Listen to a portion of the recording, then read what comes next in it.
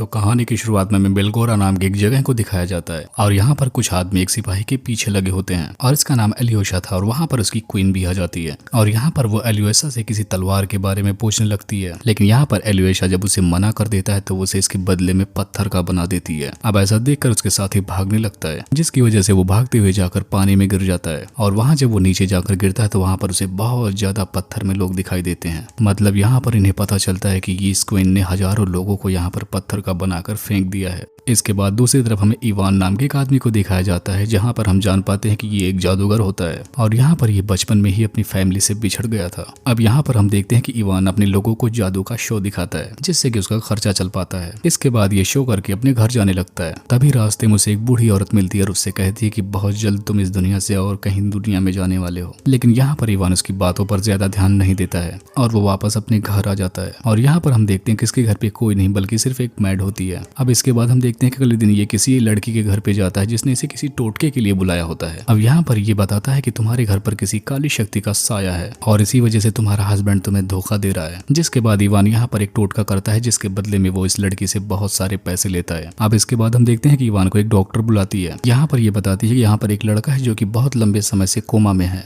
और मैं चाहती हूँ कि तुम कोई भी टोटका करके इसको होश मिला दो। लेकिन यहाँ पर इवान जैसे इस लड़की को देखता है तो वो कहता है कि मैं इस बच्चे को ठीक नहीं कर सकता और वो अपसेट होकर वहां से जाने लगता है। और इसी दौरान उसे अपने बचपन का एक फ्लैशबैक भी दिखाई देता है जब वो ऑर्फनेज में रहता था और वहाँ के सारे बच्चों ने मिलकर उसे एक कमरे में बंद कर दिया था। जिसके बाद उसने एक पिन से उस ताले को खोल लिया था और सबसे आज तक उसने उस लकी पिन को अपने साथ में ही रखा। अब इसी दौरान हम देखते हैं कि रेस्टोरेंट में बैठे टाइम इवान के पास उस लड़की का हस्बैंड आ जाता है और यहाँ पर वो उसके टोटके करने की वजह से भड़कने लगता है। जिसके बाद मौका पाकर इवान वहाँ से भाग निकलता है लेकिन भागते दौरान वो एक स्लाइड में गिर जाता है। लेकिन यहाँ पर हम देखते हैं कि यहाँ पर इस स्लाइड में ये घुसता तो जरूर है लेकिन निकलता है किसी और ही दुनिया में। अब यहाँ पर हम देखते हैं कि इवान एकदम हैरान और परेशान हो जाता है और वो इधर उधर देखने लगता है। लेकिन इसी दौरान हम देखते हैं कि यहाँ पर एलियोशा का वही बूढ़ा आदमी आ जाता है और यहाँ पर उसे बताता है कि तुम अब बेलगोरा में हो लेकिन ये एक बिल्कुल अलग दुनिया है। यहाँ पर ये भी बताता है कि दरअसल तुम्हारे माँ बाप यहीं के रहने वाले थे लेकिन उनके कहने पर मैंने तुम्हें दूसरी दुनिया में छुपा दिया था। लेकिन यहाँ पर इवान इस बूढ़े आदमी का बिल्कुल यकीन नहीं करता है।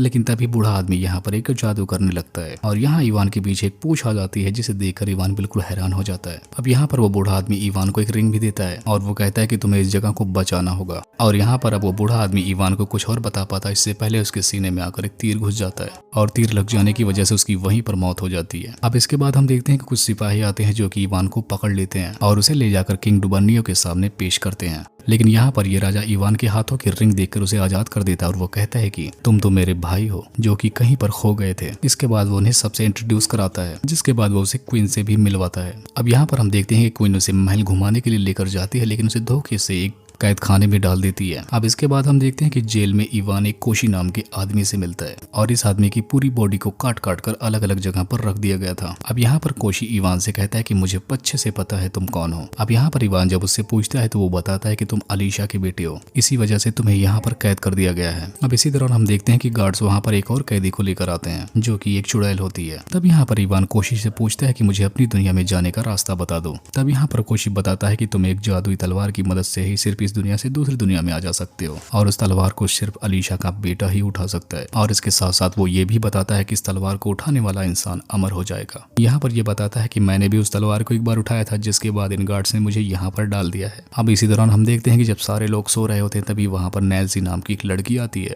और वो बीच यहाँ पर अपने मैजिक से सारे सिपाहियों को बेहोश कर देती है। और यहाँ पर हम देखते हैं कि नैल्सी कोशी को आजाद करने लगती है। अब यहाँ पर आजाद होने जाने के बाद कोशी इवान को भी अपने साथ चलने के लिए कहने लगता है क्योंकि यहाँ पर उसे पता था कि इवान ही उन लोगों को बचा सकता है। अब हम देखते हैं कि इवान जब अपने सामान को वहाँ से उठा रहा होता है तभी वहाँ पर इवान का हाथ एक बिल पर पड़ जाता है जिससे वहाँ पर अलर्ट जारी हो जाता है और सारे सिपाही जग जाते हैं। लेकिन यहाँ पर नैल्सी उनसे लड़ने लगती है। अब इसके बाद यहाँ से ये लोग कैसे भी करके यहाँ से भागने में कामयाब हो जाते हैं। अब जब क्वीन को इसकी खबर लगती है तो इनके पीछे काफी दूर तक जाती है लेकिन ये लोग काफी लंबा निकल चुके थे जिसकी वजह से वो इन्हें नहीं पाती। अब अगली सुबह हम देखते हैं कि क्वीन डुगर्नियो को रात का कहानी बताती है। अब क्योंकि यहाँ पर डुगर्नियो को भी नहीं पता था कि उसका भाई भी वहाँ पर कैद कर लिया गया था तब यहाँ पर उसे लगता है कि इवान ने बगावत करके वहाँ से सारे लोगों को भगा दिया। अब यहाँ दूसरी तरफ हम देखते हैं कि ये चारों भागते हुए उसी बीच के घर में जाकर पनाह लेते हैं लेकिन यहाँ पर भी इवान से गलती हो जाती है और बीच के पूरे घर में आग लगा देता है। जिसके बाद वो बीच इवान पर बहुत गुस्सा करती है। अब इससे पहले कि वो बूढ़ी औरत इवान को किसी तरह का नुकसान पहुंचाती तभी वहां पर कोशी बोलता है कि हमें इवान की बहुत जरूरत है और इसकी तलवार ढूंढने में हमें इसकी मदद करनी चाहिए। अब इसके बाद देखते हैं कि ये लोग अपने सफर को जारी रखते हैं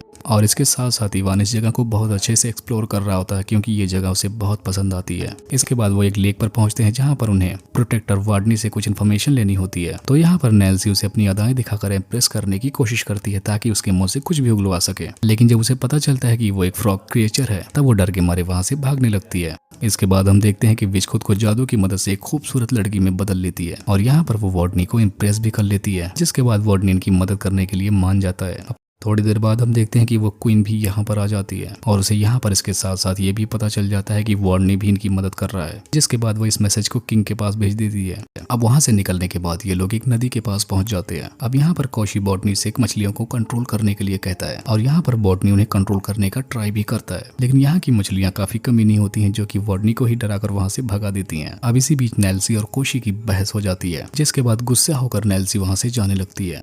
अब उसके जाने के बाद कोशी इवान को नैन्सी की कहानी सुनाता है। वो बताता है कि नैन्सी यहाँ के किंग को पसंद आ गई थी, जिसकी वजह से क्वीन नैन्सी से जलने लगी थी और इसके बदले में उसने उसके पूरे परिवार को मार डाला, जिसके बाद क्वीन गुस्सा होकर नैन्सी के पूरे घर वालों को मेंढक बना देती है। इसके बाद उसने इस श्राप से सबको आजाद भी कर दिया था और अब वो कभी भी मेंढक और कभी भी इंसान बन सकते हैं। अब यहाँ पर हम देखते हैं कि इवान उसकी कहानी सुनकर काफी दुखी हो जाता है। अब वो उसे मनाने के लिए एक खरगोश पकड़कर उसके पास लेकर जाता है, लेकिन यहाँ पर नैन्सी उसे डर जाती है और उसे काफी दूर फेंक देती है और इसी दौरान वो खरगोश क्वीन में बदल जाता है और इसके साथ साथ बहुत सारे सिपाही भी इन्हें घेर लेते हैं। अब इन सबसे बचने के लिए ये लोग एक कुएं में कूद जाते हैं और ये लोग कुएं का मुंह बंद कर देते हैं, लेकिन इसी दौरान कहीं से कुएं के अंदर वार्डनी भी आ जाता है।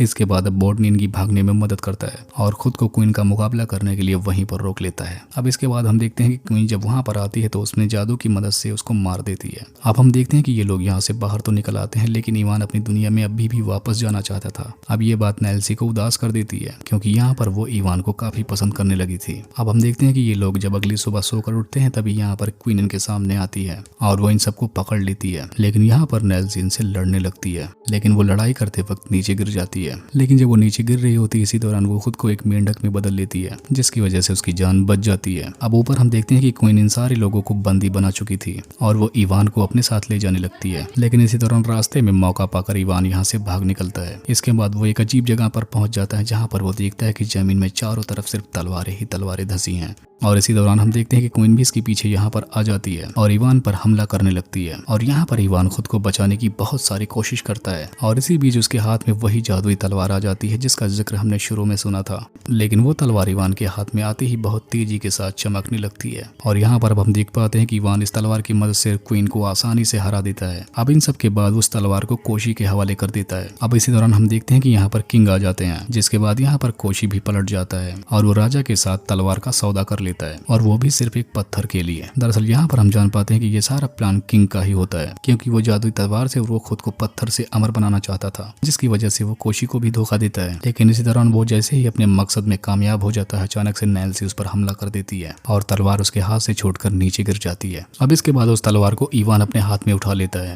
अब इससे पहले कि कोई कुछ कर पाता इवान उस तलवार से अपनी दुनिया का पोर्टल खोलता है और इसके अंदर चला जाता है। अब यहाँ पर हम देखते हैं कि इवान अपनी दुनिया में आ चुका है, लेकिन यहाँ पर इवान काफी दुखी होता है। अब यहाँ पर वो सोचता है कि मुझे नैन्सी का साथ देना चाहिए क्योंकि इन वक्त पर उसी ने आकर मुझे बचाया था। अब वो वापस से उसी स्लाइड में जाता है, लेकिन इस बार उसके साथ कोई भी जादू नहीं होता और उसको अब गार्ड्स पकड़कर लॉकअप में बंद कर देते हैं। अब यहाँ लॉकअप में हम देखते हैं कि उसके बाद फिर से वही बूढ़ा आता है और यहाँ पर हम जान पाते हैं कि वो बूढ़ा अपनी जादू की मदद से अभी भी जिंदा था, जिसके बाद वो इवान के लिए यहाँ पर एक पोर्टल खोल देता है जिसमें जाकर इवान फिर से बेलगोरा में जाकर निकलता है। अब वहीं दूसरी तरफ हम राजा को देखते हैं जो कि महल में अपने टोटका पूरा करने वाला होता है, लेकिन इसी दौरान इवान यहाँ पर पहुंच जाता है और यहाँ पर वो उसे गन से शूट कर देता है, लेकिन यहाँ पर किंग तलवार की मदद से अमर हो चुका था, जिसकी वजह से वो वापस से उठकर खड़ा हो जाता है। अब इसी दौरान यहाँ पर हम देखते हैं कि एक छोटा सा ड्रैगन आकर इवान की मदद करने लगता है, जिसकी वजह से उसे नैन्सी को आजाद करने का वक्त मिल जाता है। अब यहाँ पर नैन्सी इवान को बताती है कि तुम्हें किंग को मारने के लिए उसका जादुई पत्थर तोड़ना होगा, जिसके बाद देखते हैं कि इवान राजा को डिस्ट्रैक्ट करने लगता है और यहाँ पर अब इवान का मकसद समझकर राजा अपनी तलवार रखकर उससे हाथों से ही लड़ना शुरू कर देता है, जबकि दूसरी तरफ क्वीन और नैन्सी भी आपस में लड़ रहे होते हैं। अब इसी लड़ाई के बीच इवान को पता चलता है किसी किंग और क्वीन ने एक साथ मिलकर मेरे माता पिता को पत्थर का बना दिया था। अब वहीं दूसरी तरफ हम कोशी को देखते हैं जो कि मौका पाकर उस पत्थर को उठा लेता है, लेकिन यहाँ पर सब समझ रहे होते हैं कि कोशी पत्थर का गलत इस्तेमाल करेगा, लेकिन वह उस पत्थर को उछालकर हवा में तलवार से उसके 2 टुकड़े कर देता है, जिसकी वजह से कोशी और राजा दोनों मारे जाते हैं। अब ऐसा देखकर क्वीन वहां से भाग निकलती है। अब हम देखते हैं कि स्टोन की टूटने की मदद से सारे पुतले फिर से जिंदा होने लगते हैं, जहाँ पर इवान अपने पापा से मिल पाता है। अब यहाँ पर ये दोनों काफी इमोशनल भी हो जाते हैं, जिसके बाद अब हम देखते हैं कि इवान इसी दुनिया में रहने का फैसला कर लेता है और वो इसके बाद में नेल्स से शादी भी कर लेता है। लेकिन एक दिन वो वापस अपनी दुनिया में आता है, जिसके बाद वो उस कोमा वाले बच्चे को एक सीरम पिलाता है, जिसकी वजह से वो बच्चा भी ठीक हो जाता है। और इसी को दिखाते हुए इस मूवी का यहीं पर एंड हो जाता है।